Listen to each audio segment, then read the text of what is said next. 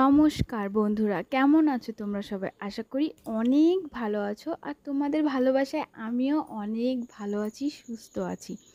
তো আবারও চলে আসলাম তোমাদের মধ্যে আরও একটি নতুন ভিডিও নিয়ে। তো আশা করি আমার এই নতুন ভিডিওটি তোমাদের সবার ভালো লাগবে।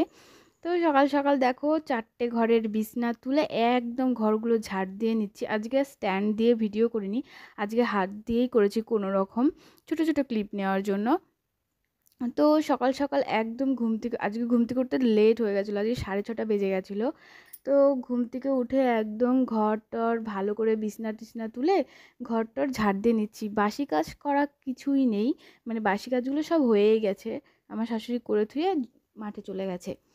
তো আর ঠাম্মা দোকানে গেছে, এদিকে আমি ঘর ঝাড় দিয়ে আর তোমার কি বিছনা তুলে একদম ঠাকুরের বাসন নিয়ে চলে এসেছি, ঠাকুরের বাসনগুলো মানে মাজার জন্য। আর এই যে আজকে ঘর ঝাড় দিতে গিয়ে আর বিছনা তুলতে গিয়ে আমার যে কত দেরি হয়ে গেছে কে জানে। এত দেরি হয় এই ঘর আর বিছনা ঝাড় দিতে গেলে কিংবা মুছলে, পুরো দিনটা ওইতেই কাভার হয়ে যায়। বড় বড় বাড়ি করা না, ওগুলোর পেছনে যে কত খাটনি সেটা আর কে জানে।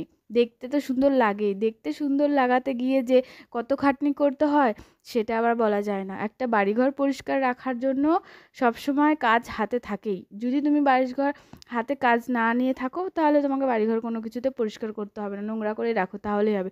আর যদি পরিষ্কার পরিচ্ছন্ন রাখতে যাও তাহলে হাতে সবসময় কাজ থাকবেই। তো অনেক কথাই হলো দেখো, আমি আবার স্নান টান করে একবারে পুজো দিতে চলে এসেছি।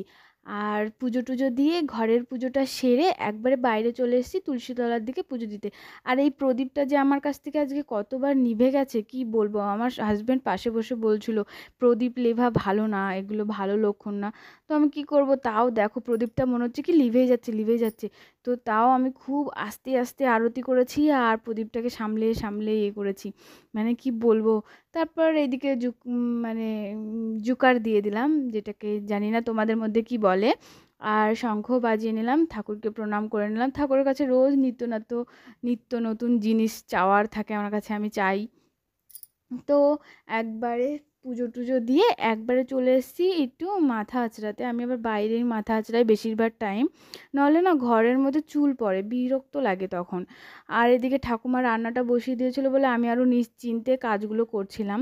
তো রুমে এসে দেখি ঠাকুমার রান্না হয়ে গেছে। কালকের কিছুটা চিকেন ছিল, পটল চিংড়ি ছিল, আর এদিকে আলু সেদ্ধ ভাত করেছে ঠাকুমা। তো ওগুলো দিয়ে সবাই আমরা খাওয়া দাওয়া সেরে নিয়েছি। আর আমি এদিকে একটু ঢঙ্গভঙ্গ করছিলাম, খুব ভালো লাগছিল ঢঙ্গভঙ্গ করতে। তো ওটাই তোমাদের সাথে শেয়ার করলাম। আর এই ঢঙ্গভঙ্গ করতে গিয়ে না আমার হট করে মনে পড়লো, আমি তো স্নান করে চান করে পুজো দিয়ে তারপরে তোমার মাথা আছড়িয়ে চলে এসেছি, কিন্তু সিঁদুর পরিনি। তাড়াতাড়ি গিয়ে সিঁদুর পরেছি, সিঁদুর টিঁদুর পরে যেই সবুজ চুড়িগুলো ছিল ওগুলো কালকে না খুলে থুয়েছিলাম, মানে কালকে না, আজকে সকালেই খুলে থুয়েছিলাম। কেননা ওগুলো তোমার সোনার শাখার ওপরের সাইডে ছিল, তো শাখাটা খোলার জন্য এই চুড়িগুলো খুলতে হয়েছে। তো এই চুড়িগুলো খুলে তারপরে শাখাটা পরেছি, আর চুড়িগুলো না সেই মুহূর্তে আর পরা হয়ে ওঠেনি তার জন্য। তো চুড়িগুলো পরে নিয়ে একবারে চলে এসেছি। ঠাম্মা বলছে আলুগুলো মাখ, তো শাশুড়িকে ভাত পাঠাতে হবে। তো তাড়াতাড়ি করে আলুগুলো মেখে নিলাম। দুপুরের খাওয়া দাওয়া কমপ্লিট করে ঘুম টুম দিয়ে একবারে চলে এসেছি বিকালে। আর বিকালে আমার মাথাটা না আঁচড়াতে ইচ্ছা করছিল না। আমার হাজব্যান্ড কিছুক্ষণ আমার মাথাটা হাত টাত বুলিয়ে দিয়েছে। এখন আমি আমার শাশুড়িকে বলছি মা আমার মাথাটা একটু আঁচড়িয়ে দাও না। তারপরে বলছে কি ঠিক আছে এদিকে আসো, বসো, দিচ্ছি। তো মা, আমি আর আমার হাজব্যান্ড বসেছিলাম এখানে। তো আমরা সবাই মিলে খুব আনন্দ করছিলাম, মজা ঠাট্টা করছিলাম। আর এদিকে আমার মাথাটা আঁচড়িয়ে দিয়েছে। খুব ভালো লাগে কেউ যদি এরকম মাথা আঁচড়িয়ে দেয়, সত্যিই খুব ভালো লাগে। মাঝে মাঝে না মাথা আঁচড়াতে ইচ্ছা করে না, ভাত খেতে ইচ্ছা করে না, কেন জানি না এরকম হয়। কেউ যদি এরকম ভাত খাইয়ে দেয়, মাথা আঁচড়িয়ে দেয় না, খুব ভাল লাগে। তার জন্যই মাকে বলছিলাম যে মা একটু মাথাটা আঁচড়িয়ে দাও না। তো মা আঁচড়িয়ে দিল অনেকক্ষণ ধরে। আর এতটা নিচু হওয়ার কারণ হচ্ছে আমার চুলটা লম্বা, তো মানে ওই সানে ঠেকে যাচ্ছিলো আঁচড়াতে গিয়ে, তার জন্য এতটা নিচু হওয়া। তারপর মাথা আঁচড়ানো কমপ্লিট হয়ে গেল।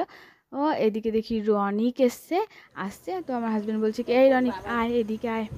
আর তোমরা শুনতেই পাচ্ছ রনিক আসার পর ওর মা চিল্লাচ্ছে এই রনিক এই রনিক। তো আমি বললাম রনিক তোর মা ডাকছে, তাড়াতাড়ি যা। তো তাড়াতাড়ি করে চলে গেল আর বলছে হুর ব্যাং এরকম বলছে। আর দেখো আমি আবার একটু ছাদে চলে এসেছি ঘোরার জন্য। অনেক দিন ছাদে উঠি না, মানে উঠিই না ছাদে ধরতে গেলে, তার জন্য ছাদে চলে এসেছি। আমি আমার হাজব্যান্ডকে বললাম যে তুমিও চলো, ও যা আসবে না জোর করে নিয়ে এসেছি। তারপরে ও এসে একটু ক্যামেরা করে দিচ্ছিলো, আর আমি একটু ক্যামেরা করতে করতে হট করে দেখি কি ওই দিক দিয়ে না ঘন্টা বাজ। তারপর কি হলো তোমরাই শোনো। আর কি হলো বাকিটা তো ইতিহাস।